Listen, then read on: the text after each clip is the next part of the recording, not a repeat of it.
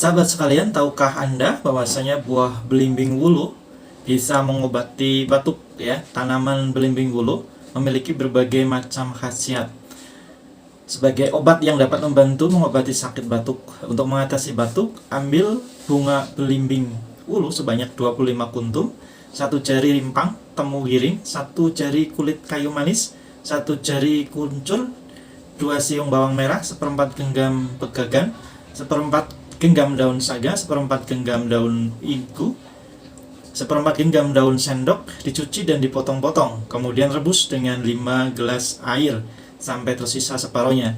Saring ramuan rebusan ini dan minum dengan madu sebanyak 3 kali 3/4 gelas sehari. Ya, itu tips ya cara menggunakan belimbing wuluh sebagai obat batuk. Selamat mencoba dan semoga bermanfaat.